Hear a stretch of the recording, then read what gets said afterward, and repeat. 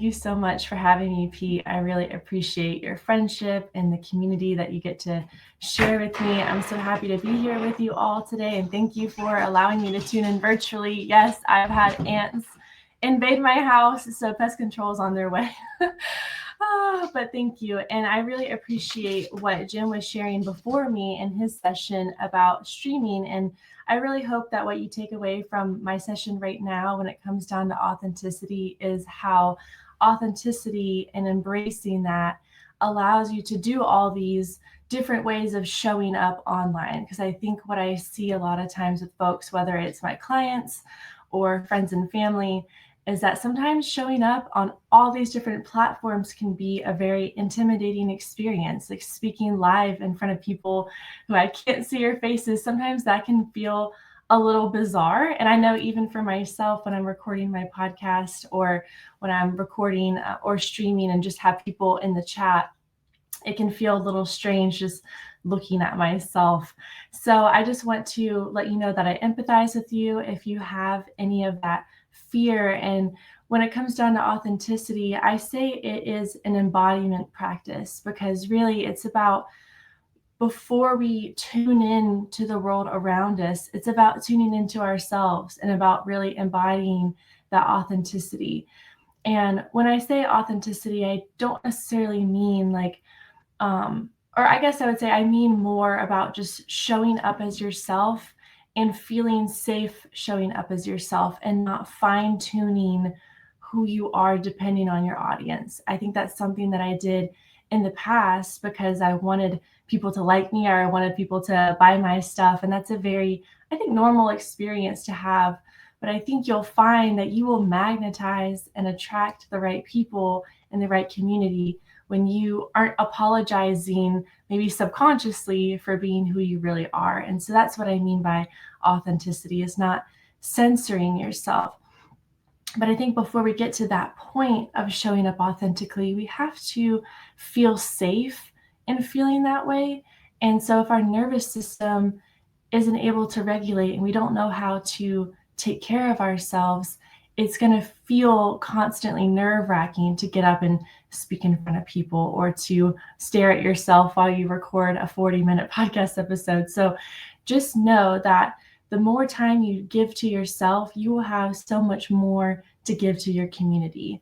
And so when it comes down to embracing that authenticity, it's really I said nervous system practice. And so anything you can do with what we call somatics, which is tapping into how you're feeling in your body, tapping into and paying attention to the signals that your body is sending you and listening to those and honoring those. That's really important.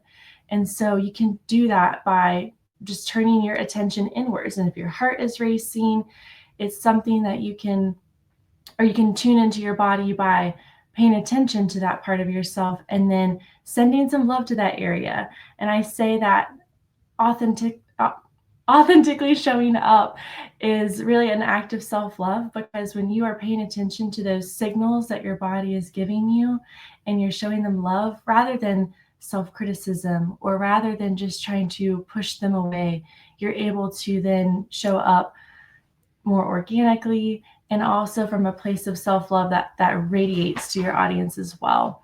So if you notice that your heart is racing perhaps, or maybe you have like a weird feeling in your stomach, you can give yourself attention to that area and send really deep breaths to that part of yourself. Maybe even put your hand on that part of yourself to send it some love.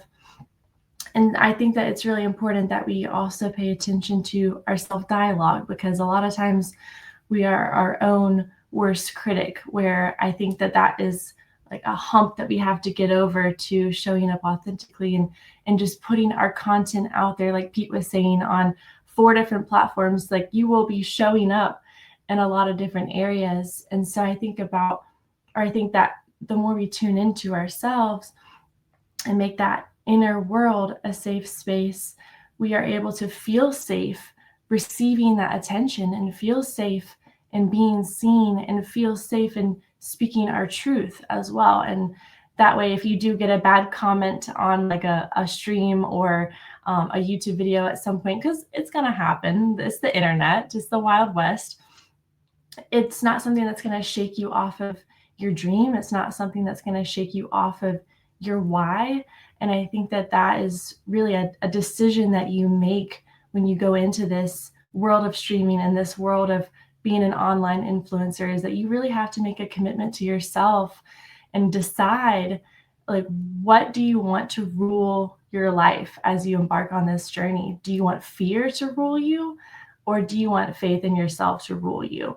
And I think when you make that transition of operating from a place of fear or operating from that place of faith, it's going to open up for you. Again, you're going to attract the right community, and it's just going to be a lot more fun, because that's why we're doing it, right? Where, of course, we're helping people with what we're doing, but if you're allowing yourself to have fun in the process, it just makes it all the sweeter. So thank you again for having me today. I hope you got some nuggets of wisdom, and I'll be sharing more in another segment, but I hope you were able to gain some insight from this one. And if you want to touch base with me or follow my journey, you can find me at my website, eclipseevolution.com. And you can also find me on social media at _Savannah Rose. And I have YouTube and Instagram and TikTok, all the things. So I'm definitely working that rule that you have, Pete, of the 4 different platforms. So thank you again. And I hope you all enjoy the rest of the amazing wisdom that we're going to be receiving today.